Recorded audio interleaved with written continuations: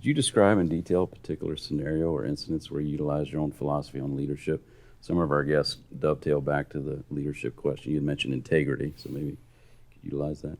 When you're working in baseball and you're out in the public, as much as I am, especially at the ballpark, you got to be able to think on your feet quickly, because there are different situations that pop up constantly throughout the night, especially when you're doing it 70 nights a year. You're out in the general public a lot, so you're forced into certain situations where you may have an unhappy customer, things of that nature. So you got to be able to think on your feet and be able to reflect and present yourself in a positive way at all times.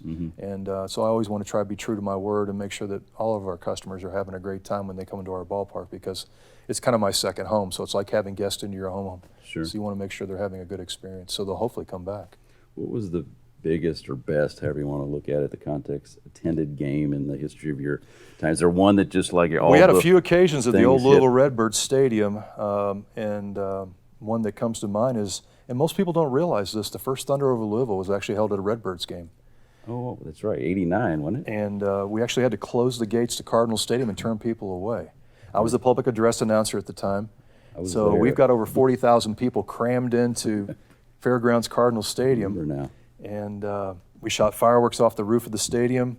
And unfortunately, a couple of the shells went up in the air and deflected off each other, and a couple of them careened across the interstate and landed over in Audubon Park. And the joke next day was in the media, it was the night that the Louisville Redbirds declared war on Audubon Park.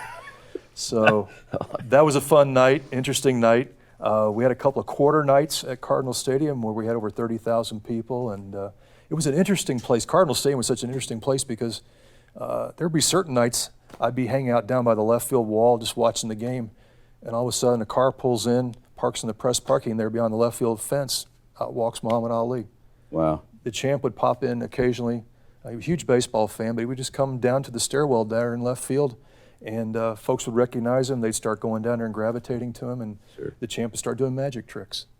And so you just never know who was going to pop in, but we did a lot of concerts there at the old stadium, so I got to meet a lot of famous musicians, musical entertainers. Remember going in to get Willie Nelson out of his trailer to bring him into the stadium on a golf cart, and when I opened the door, it was interesting in there. Almost couldn't find him, it was so dark and smoky. So, but what was he smoking? Yeah, dun, dun, we had a dun. lot of fun, and the Beach Boys, Wow. Huey Lewis and the News, Kansas. Really? So we had some big stars. We had Robbie Knievel, Evel Knievel's son, jump over 18 Budweiser trucks prior to one of our games. You know, I remember that now. Yeah, so we had Robbie basically living in a trailer beyond our center field fence for a week. And doing practice jumps during the day, and then living out there during the night during our games. Wow. So you just never knew. And of course the visit by President Bush back in 1992, to have the President of the United States come to one of your games. Yeah.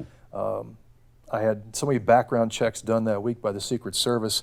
I was learning things about myself I didn't even know that they were telling me about. So, but that was quite an experience.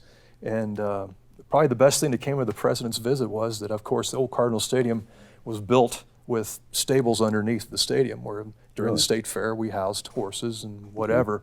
With the President's visit, that area finally got cleaned and painted fresh, clean coat of paint. Upside. And it looked the best it had looked probably in 20 years. That's great. So, but a lot of memories from that old place, and it'll be interesting to see what they do with it going on in the future here as we go forward.